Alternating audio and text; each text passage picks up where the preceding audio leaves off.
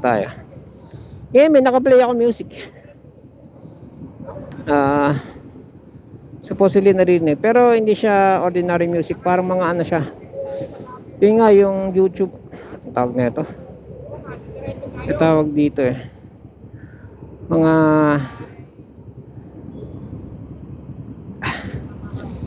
lotto winning vibration kemerut, mga ganon. So, manalo sa lotto.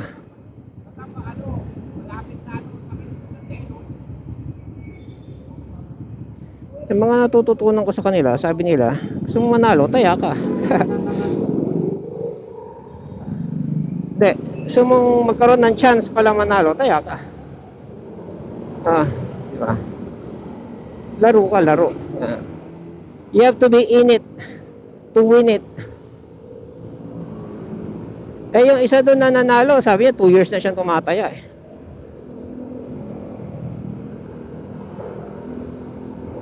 Tapos yung kwento ng pamangkin ko na taga sa kanila dun sa Cavite, 114 million ang napanalunan. Negosyante na, milyon daw ang ginagastos niya sa loto. Ano kaya ibig sabihin? Milyon na daw ang milyon daw ang nagastos niya. Milyon ang nailabas niya. Yon, milyon na ang nailabas niya. Kabibili ng loto bago siya finally nanalo ng ng ganong worth. Kano yan? 114 million. Yung street daw nila, mga bahay dun sa street nila, mga forfeiture na, foreclosure na. Binili niya isang buong bloke.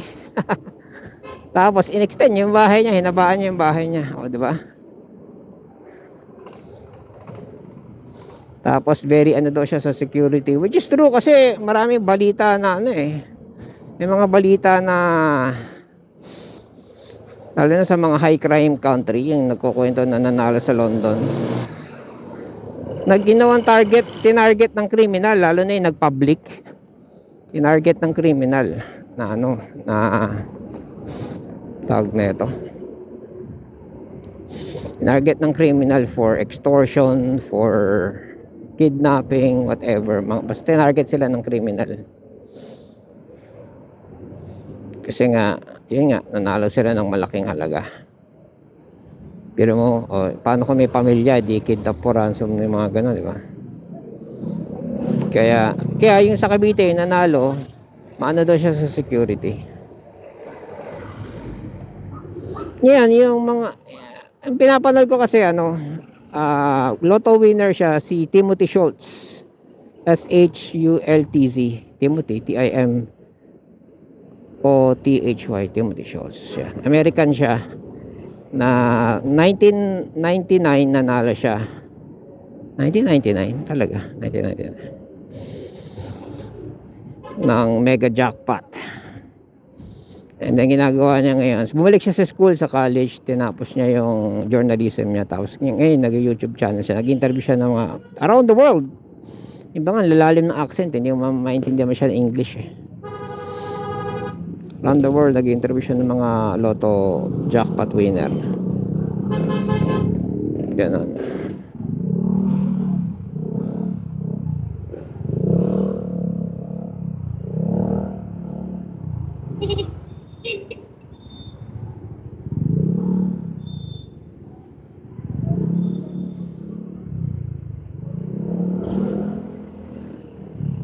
So yun, daw siya sa security, ganon. Ngayon, yung isang channel naman, hindi siya, parang lang siya, alam mo yun, nagko-collate lang ng mga ganon, mga story ng nanalo sa loto. Medyo accurate naman yung kwento niya. Sabi niya, yung isa daw yung isa daw na nanalo, sobrang concern niya sa security. Ang laki daw ng binudget niya sa security. Parang tipong impractical na, parang mala secret sir. Ang laki pala ng budget sa security after 2 years daw, inalis niya na yung security niya. Siguro naubos niya na rin yung pera niya. O deemed impractical na para sa kanya. Kaya tinanggal niya security niya.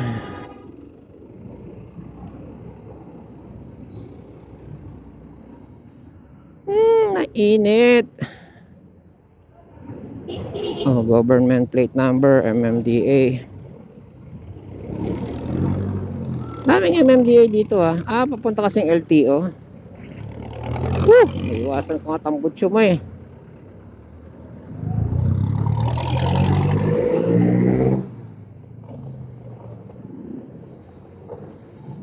Oh, baka si Artes to. Tingnan natin kung sino nakasakay sa likod.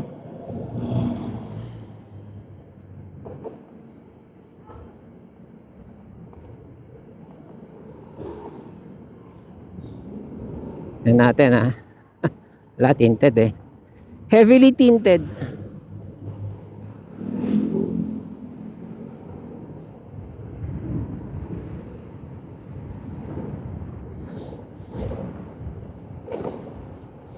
Kasi aasa rin ako sa pasabi ni teacher na uli ka na. Nung nagsabi siya uli ka na, edi pinitawan ko na lang. Syempre kumain muna ako. Ilang oras kong hinima yung malunggay eh. Nung niluto ang konti na lang. Alam mo, ang dami ng hinihimay. Siyempre kumain muna ako eh. Yun ang masarap doon eh, yung mainit pa bagong luto. Malunggay, gata, 2 gata, 60 pesos lahat. Piga na. Tapos hipon, ilang pirasong hipon yun? 6, 7 hipon.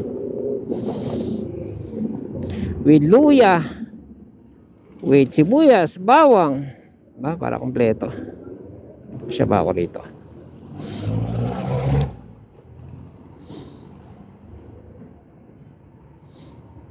So diretso pa ako.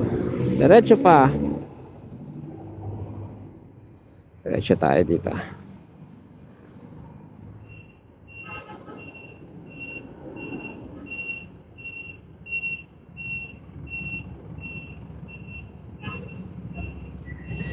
So yun nga sinasabi ko.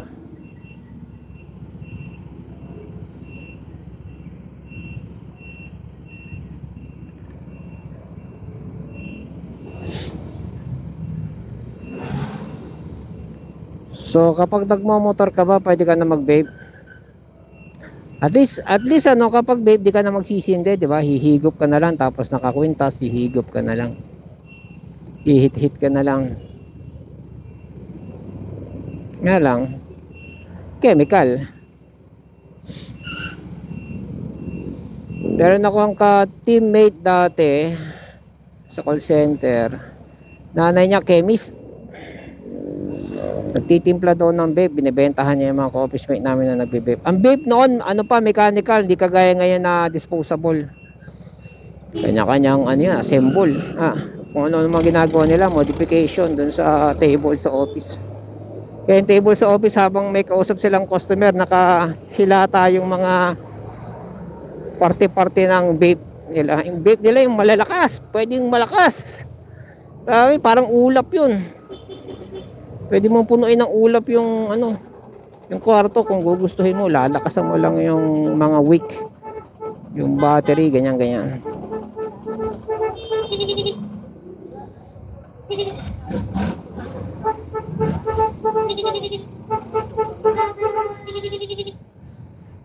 Baka di ako umabot. Lalay lang, diba?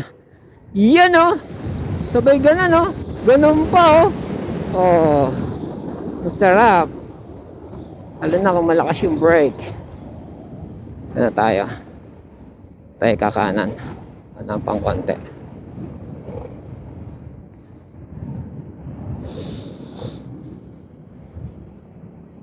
Yun, stoplight ka na tayo ron.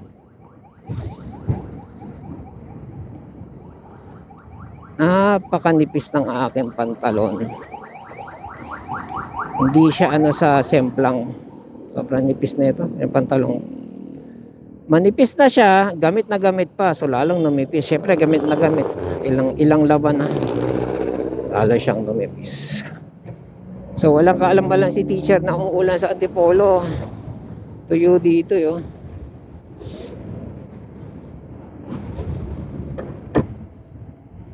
Woo! The response is very good.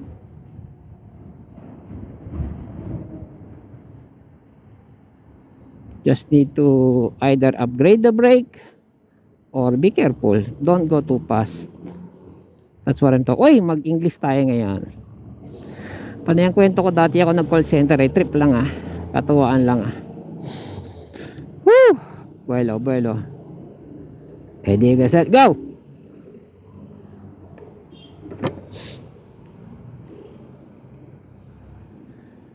Now I'm silent. I have to talk like with an American accent, so that when I speak to an American, and he wouldn't have a clue that I'm not American. In fact, especially when I talk to New Yorkers, they would say after I reveal to them, because we talk for about an hour sometimes when we troubleshoot the computers. I was tech support for Dell computer, and so yeah, so we talk. Sometimes we talk for an hour or two, maybe more, sometimes more. So while waiting for the computer to restart and things like that, install a program, run the antivirus, stuff like that. We are on a remote on the computer, right? We're doing a remote control on the computer. We do talk, and then in the middle of our conversation, he would ask, "Where are you from?" And that's the time we can tell where we're from. So if the customer asks, "So where are you from?" "Oh, I am from the Philippines." That's the part where the shock comes up on. Say, "Oh, you are? I thought you're an American." I get a comment like that from customers, from Americans, especially New Yorkers, because they have very neutral accent, unlike the ones from the north. Like for example, from Carolina, from Alabama, they have certain accent. Yeah. And mind you, those some of the Americans from the northern part, they don't like their jobs being taken from them. So yeah, you'll just have to be careful opening up conversations such as jobs, especially if they're in the middle class and in between jobs, and they find out that you are not American. So I actually have somebody tell me that, "Hey, you're taking our jobs from us." Well, no hard feelings, but they kind of like the way we, or I in particular, fix his computer. But nonetheless, he's saying, or she's saying, that we're taking the jobs from them, and their economy is not really doing very well at that point. I wonder who the president was at that time. I think it was Obama, and prior to Obama, and pre-Obama, whoever it was. Yeah, it was. That was the time I was working in the call center in working for Dell as a tech support. It was an in-house tech support for Dell. So the pay and it's a little bit better, and I would say it's the how would you put it? It's the way the employees are treated, and it's the work environment. Yeah, that's what I would say. The work environment is different from if you were in a call center, regular call center company. Yep, because that was in-house when I worked for Dell.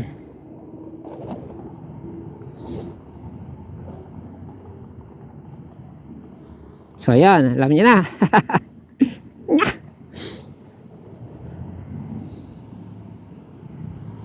Thank you for calling Dell. This is Salvador. How can I help you today?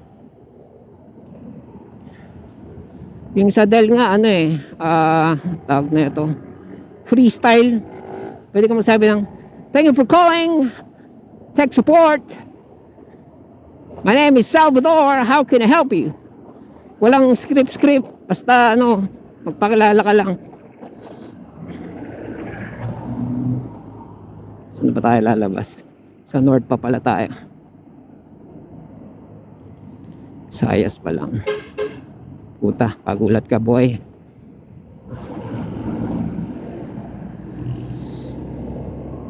Tapos nung galing ako ng sa Itel, tech support ako doon ng Dell din, pero call center syempre. Nung na-pull out yung Dell, inabsorb pa rin kami ng company. Teka, concentrate tayo. Puta. Ito na pala yun, the fuck. Hindi pa, sorry. Hindi pa. Doon tayo sa north. Ano yan eh? Ano pa lang yan eh? Commonwealth pa lang yan. Saan tayo? Quezon Avenue. Puta. Shit. Salita eh.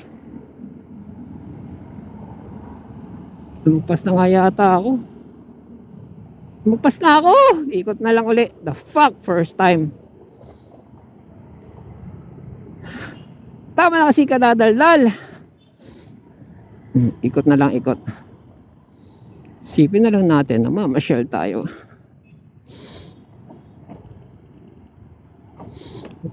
Wala kasi ako navigator eh. East Avenue. The fuck. Hindi. Sandali. Nagpas na nga ba ako? East Avenue.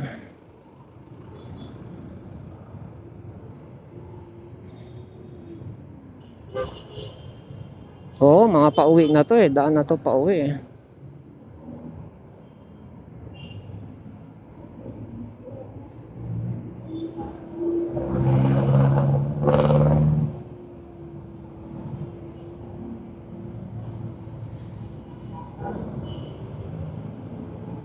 Asa na ba yung maraming pangalan ng street? Yan ang basehan eh. Akalain mo magdadalawang ikot ulit ako ngayon. Dada pa more.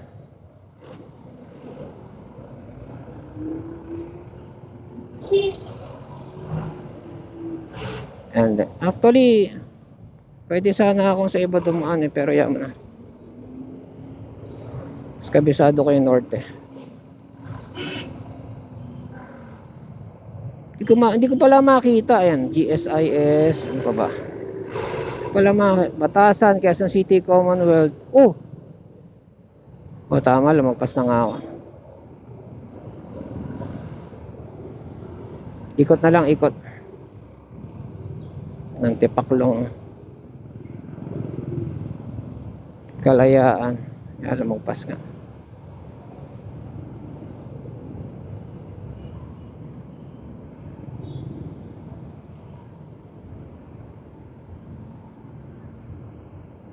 Oras na ba? Time check 4:30, 4:40, 4:41. Tuloy makapal yung sasakyan eh. Hindi ko nababasa tuloy. On top of ayong dada ng dada natin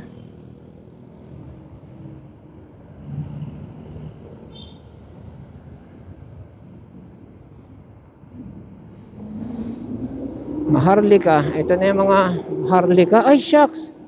Teka. Baka hindi pa pala ako lagpas. Sandali. Maharlika. Ay hindi pa ako lagpas. Yes. Kasi Maharlika yung last eh. Bago ako kakanan eh.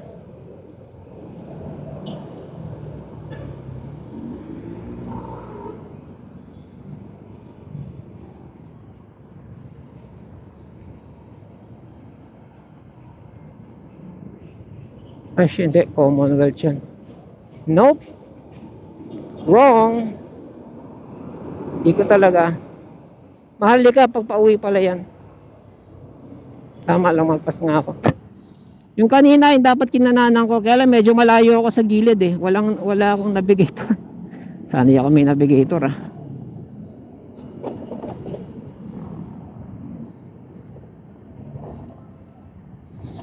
Pagkainit. Okay, kunwari lang kasasaksak ko lang ng circle, okay?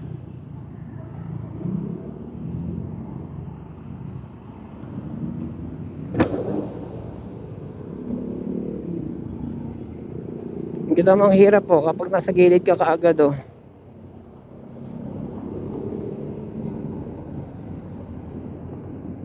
Visayas, okay. O malapit na.